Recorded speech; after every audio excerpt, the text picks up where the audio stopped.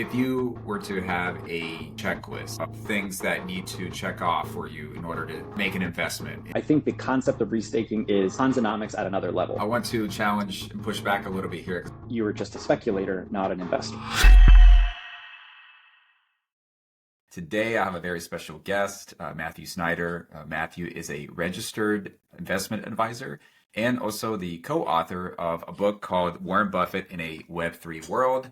This book just recently came out, and I thought this was a very interesting concept because Warren Buffett is very anti-Web3. So this is a fresh perspective that I feel like we can all take something away from. So welcome to the show, Matthew. Thanks so much for having me, Mikhail. It's great to be here and excited to have an interesting dialogue about this space. A lot of activity going on recently.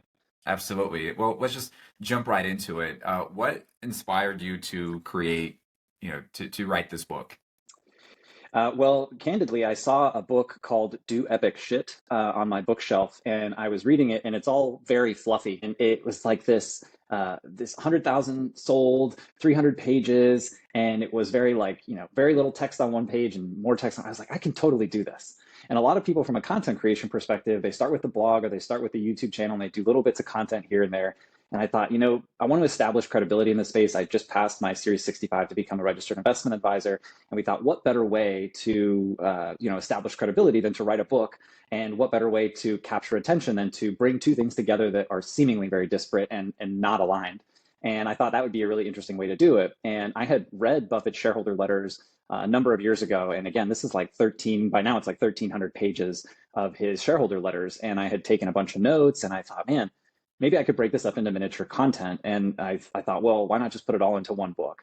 And so my co-author and business partner, Stephen Teplitz, and I probably took about 120 or 130 different business acumen or investment wisdom nuggets from Warren Buffett and said, this can be applied to investors in the Web3 space. He's had 65 years of 20% compounded growth, and it's done pretty well for him and his shareholders. If you had $1 of Berkshire Hathaway in 1965, you'd have $36 million today.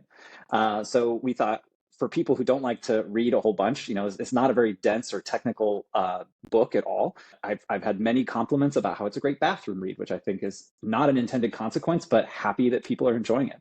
And that's really what was the emphasis of it, was trying to make it easy, snackable investment guide for people in the Web3 space. I had a shitcoin joke there, but I think I should probably just let that one slide. Yeah. Okay, well, Matthew, let's start with the basics. Why was Warren Buffett so successful as an investor? I think one of the amazing things that he did early on, and it's too bad because value investing is very difficult to do nowadays. He was able to find companies that were trading below what their book value was, basically what the company was worth on paper. And he had taken education from Benjamin Graham, who was actually a professor that he ended up working with and studying under, and kind of under this concept of cigarette butts. What are the things that you could find on the ground that people didn't want anymore? And how could you translate that into value? And so what he did was, Berkshire Hathaway was a mill, actually, and that he a textile mill, and he bought it knowing that he probably wouldn't be in this business very long, but it served as a operating company for capital to flow into. And then he was able to go find more of these cigarette butts around and make some of these investments like Geico, American Express, See's Candies. And his big thesis was just to buy what people love. And so when you take that mentality, like, how does that translate into Web3, which, as I mentioned earlier, like, Warren Buffett is completely against Web3. Maybe he doesn't understand it. Maybe there's some truth to what he says, but how does the two worlds combine? One really good quote that I can think of off the top of my head that I really like is, a hyperactive stock market is the pickpocket of enterprise. And in Web3, you've got massive volatility and you've got a ton of attention and fervor and hype in a market. And this gets a lot of people wrecked. And so thinking through the mantra of Buffett, buy low, obviously buy low, sell high, but buy low and hold for a long time, not over trading, and really staying within your circle of confidence. That's one of the other things that he really focused on, was he doesn't trade in crypto because he has no idea about crypto. And that's okay. But what we need to understand as investors is that there's stuff that we don't understand, and we shouldn't maybe be trading in that stuff. So the more we do our research and embed ourselves in the things we do like to invest in, we can stay within that circle of confidence. But when you look at the crypto industry, you have this 4 year cycle where the price just shoots up, goes parabolic, and then it drops like a ton of bricks. So when you have that mentality of long-term investing, I mean, is there such thing as long-term investing in crypto? I mean, I've had my Ripple and Ethereum since 2017 in a wallet that's never been touched. I think that most of the time people don't want to. A great analogy. Jeff Bezos asked Warren Buffett, "Your investment thesis is so simple. Why doesn't anybody do it?" And he said, "Because nobody likes to get rich slow." And that is like a great mic drop moment. You've got people who are searching, like, let's look at this just from an investment perspective. You've got people whose normal returns end with an X. That means like a multiple of what they're putting their money into 2x, 5x, 10x, 1000x. And this guy made millions and billions of dollars with 20% year over year. Not a multiple, but a one-fifth of a multiple. And we've gotten so used to this idea that, oh, I can get rich really quick because a lot of people did, but more people get wrecked. And the people that have held throughout this massive volatility, I would argue are doing pretty good. So when you look at the different verticals, meme coins, that's a big vertical right now. A lot of excitement around meme coins on Solana, on Base. Part of Mm-hmm. the reason is because people are becoming millionaires overnight, and others are hearing these stories of, overnight millionaires, and they want to also become millionaires. So are we needing to shift that mentality, or, what exactly do we need to do in order to adopt that mindset of Warren Buffett? Well, there's certainly nothing wrong with the meme coin trading or meme coin mentality. I would make a very concerted argument that you were just a speculator, not an investor. You were looking for ways to flip over rocks and find a bunch of money, and that's completely fine. But if you go into this thinking that you are some fantastic investor because you had a 1 or 2 month or a few week gain that was multiples on what you put in, I would argue that that's not aligned with what Warren Buffett has educated people and taught for over almost 70 years. And so I think it's again, it's completely fine. It's just a matter of who you are and what your trading mentality is. If you're going to go through that meme aspect, it's just important to remember that there's so many things that can go wrong, and you're not really anticipating holding these tokens for a very long time.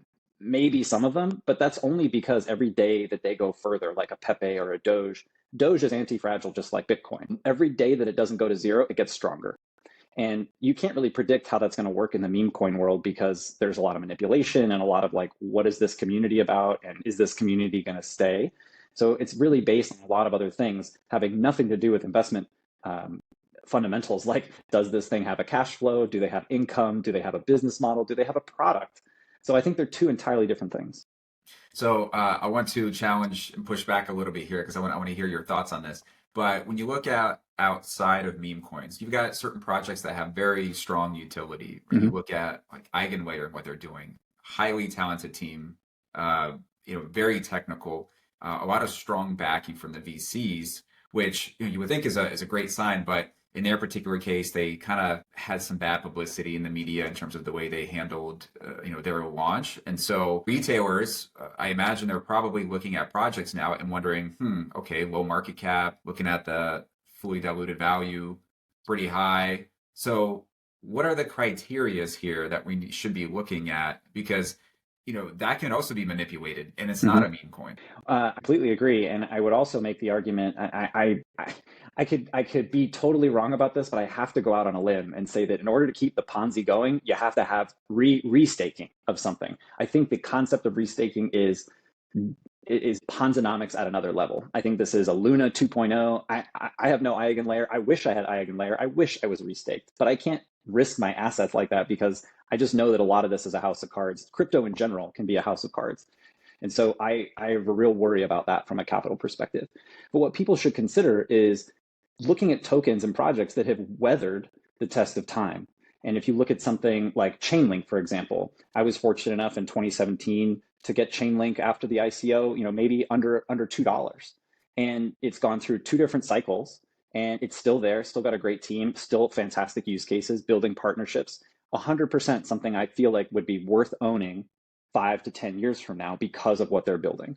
But I have no earthly way to determine what value Pepe coin is going to have in 5 years. And I think that makes it very difficult because there's no fundamentals. makes it difficult to give me an argument for an investment thesis to say, like, if I have to go to my partners and say, this is a token I think we should go into, they're going to ask me a lot of questions about why.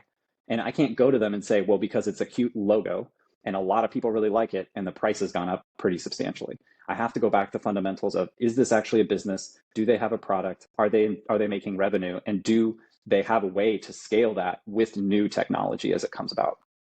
I'm starting to see a shift in the importance of the community, though.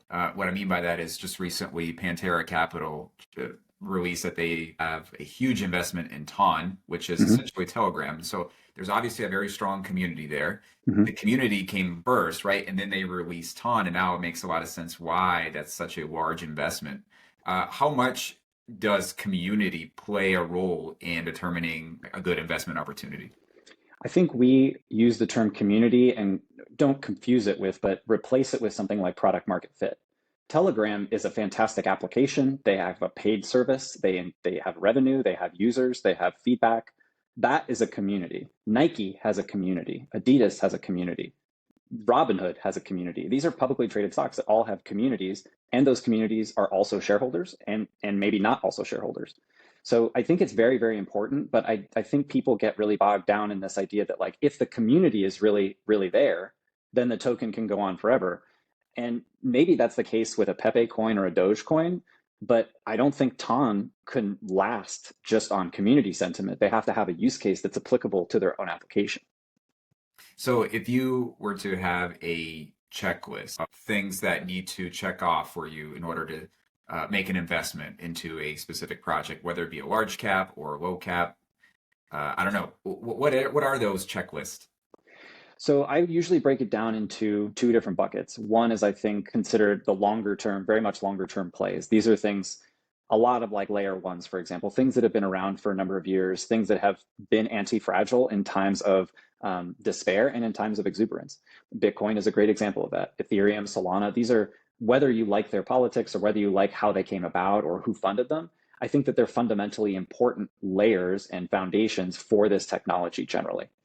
When I look at something like, I think Eigenlayer is a great use case. I think it's fantastic. I don't, time will tell, of course, whether that's something that can be sustained. But so the other bucket then becomes, what's the new shiny object that we can take a chance on because it has such a great use case? I can say with definitive clarity that I hold no meme coins in a managed portfolio with partners. And I think that that's important because when I look at how do I go pitch this to somebody, I have to go pitch it to people who are smarter than I am and who are going to ask really tough questions. And I can't just go out there with, it's a cat with a hat. Don't you get it? The community is really cool. So the other bucket of the non-tried and true people or projects really become really interesting use cases that we haven't seen previously. Stacks is a really interesting example, right? A Bitcoin layer 2 token that allows people to potentially build applications and other use cases using this ecosystem. Very interesting. How does that work? Why does that work?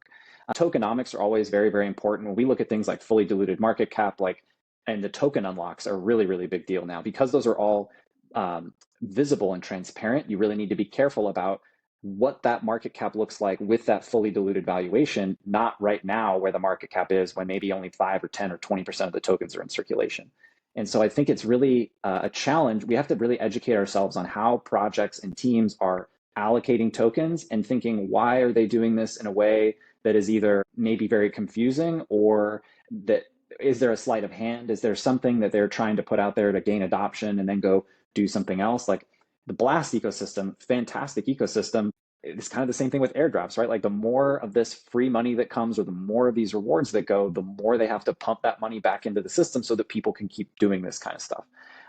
So those are just all things that I kind of take into consideration when looking at it. But I try to put them into two buckets. One that is definitely like a longer term hold that I'd be excited to hold for another 5 years. And the other one is maybe how do we make a little bit of money while there might be a fervor in a market, in a bear market or an upcoming bull market. You mentioned the market cap to FDV ratio. Mm-hmm. What is that threshold for you? It's a great question. Ideally, 0. Ideally, I'd love every token to be in circulation so that, or maybe that's 1. I don't know if there's a denominator. Maybe it's probably 1. But I would love to see, at least 50 or 60% in circulation. And, looking at cliff schedules, looking at where the unlock schedules are, no problem if they're around 50 or 60%. But if I can see gradual cliffs or gradual tokens being put back into circulation, or for example, like Ethereum, where there's kind of an infinite number, but it's deflationary based on their tokenomics and the functionality of the system. Those are all things that we kind of look at, but I definitely like to be above 50 or 60%. And when you take that into consideration, you mentioned Bitcoin, Ethereum, Solana. What other projects would you say fit that bucket along with all the other requirements that you have? So I think Chainlink is definitely one of them, mostly because I kind of come back at it from I've had it for so long, and you don't ever want to fall in love with a project, but you realize that people continue to build it and use it. And yeah, there's things that have moved in and out. It's always wild to take a look back at 2017 and see what the top 100 tokens were and what we were thinking back then about, man, this use case is amazing. It's just this token's going to be used by everybody, and you're 10 years early. Right, like Bloom, the shirt that I'm wearing now, Bloom was a token in 2017. They were going to put your credit score on the blockchain. Fantastic use case, universal credit scores for everybody. Tokens like gone. So these are all things that like I kind of look at, but it's just a really interesting question, and I think that there's a lot of moving targets in this space, and I don't think there's like a one size fits all criteria, but there is kind of this. I mean, I know from one investor to another, like I have a hard time with technical analysis because I'm a Buffett person. I believe that fundamental analysis is really important, regardless of where the chart was a month ago or a year ago. Can I see this in a 5 to 10 year kind of span?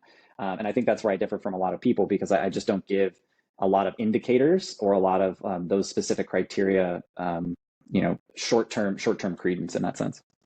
How much do you look at developer activity, user activity? How much does that play a role in your analysis? It's definitely important. And I was recently reading about ways that we're trying to create ratios in this ecosystem, which I think is really important. Like price to earnings ratio is a really good, or debt to equity ratio. These are all really important in traditional finance companies. But what we haven't really had in Web3 are ways to compare these numbers to projects. Like how do we compare apples to apples from a project perspective? And one way to do that is looking at developer activity, looking at number of users, looking at like income per transaction, these kinds of things. And I think that those are important metrics to better understand how that project is being used and to kind of see, does price deviate from activity? Because that's a really important thing. Like if price is going in one direction and activity is going in another direction, you can probably be certain that there's either market manipulation going on or there's something that's maybe not great in the near term. Maybe there's a token unlock, or maybe there's a proposed airdrop or something like that, where people are just kind of pumping a price for one or another reason. But now we can start using some of these metrics and start comparing projects from an apples to apples perspective. And I think that really helps people discern amongst the 22,000 different cryptocurrencies there are out there, which ones might be best for them. In terms of developer activity and just usage, I think there was a day where Sui had more activity on chain than Solana, and I think everybody kind of ran with it. Don't get me wrong, I think Sui has a very strong use case, and I know at Paris Blockchain Week they showcased they have like an entire console they're releasing, and the team is very strong, and there's some advisors that are pretty reputable themselves. So I think that there's a lot of potential there, but. I don't know how in that one specific day that their activity level was higher than Solana, but to your point, I think sometimes there could be a little bit of manipulation, and so having that full analysis is going to be extremely important. Yeah, and again, being able to zoom out is really important. If you take a look at it on a day, say you're doing a little dollar cost averaging, or you're maybe you exited recently and you're looking to make another play. You see something like that and you think, wow, this is unbelievable. This is going up and to the right perpetually, right?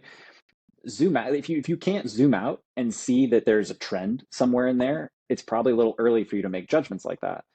Because like you said, one day as a data point shouldn't really speak for the whole project. Yeah, maybe it had more activity than Solana on one day, but there's a gazillion other days that Solana has had more activity than Sui, right? So I think that those are good indicators, and those are good tweets, and those are good ways for people to help build confidence in a project.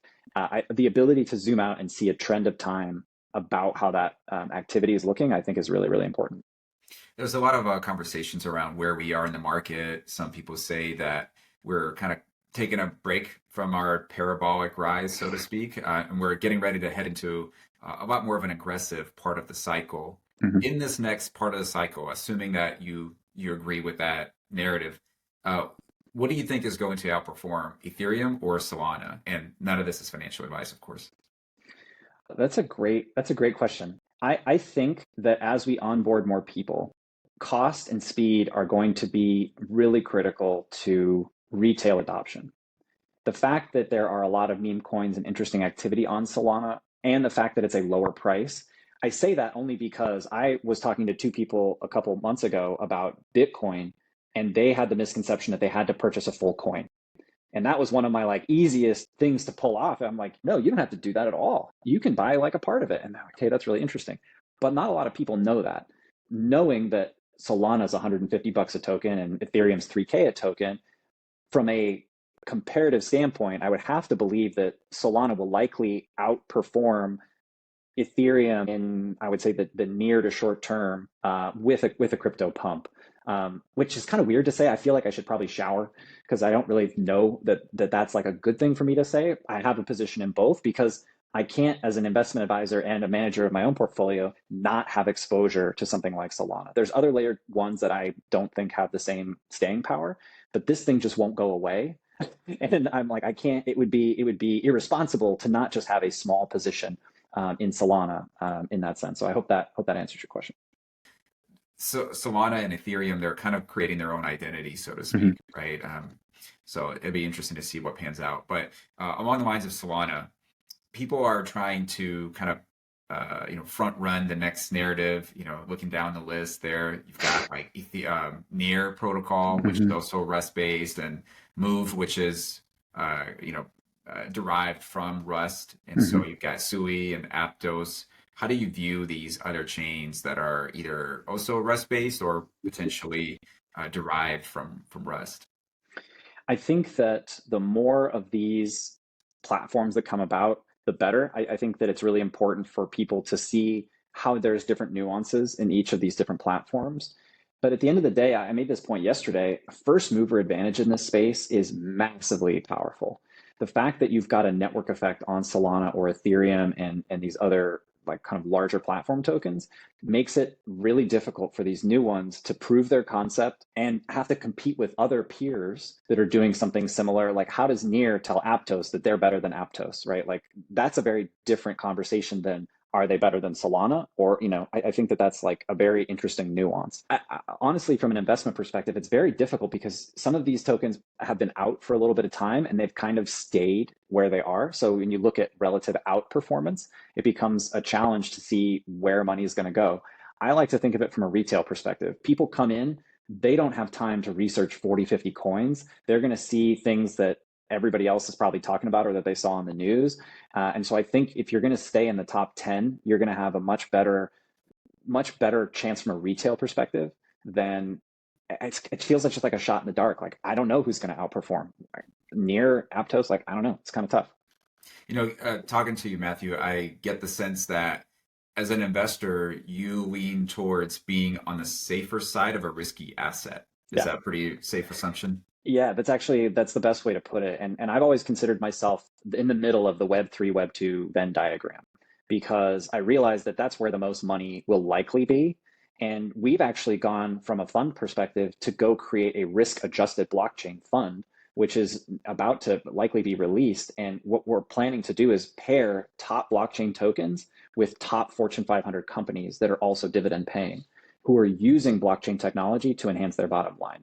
So this is a way now for people who say, well, I don't want to be fully exposed to Bitcoin, or I don't want to have that much Bitcoin. Say like, okay, look, you can have the best of both worlds. There's a way for you to de-risk your assets in this class by pairing it with really strong companies like, Visa, MasterCard, Nike, like whatever they might be.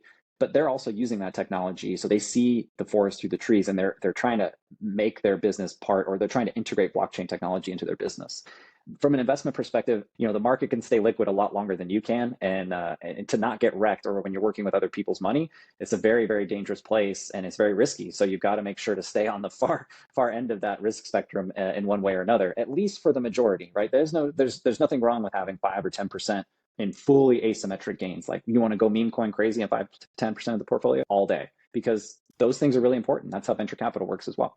It's a very good point, Matthew. I think that there's a large part of us that are into sports betting or would like to go to a casino and play a little bit. And that's kind of the itch Hmm. that we get right from the meme coins. But I like your approach. I think there's a lot of content creators out there that talk about the next coin that's got 1,000x, and you're looking at it from a different lens, similar to Warren Buffett, right?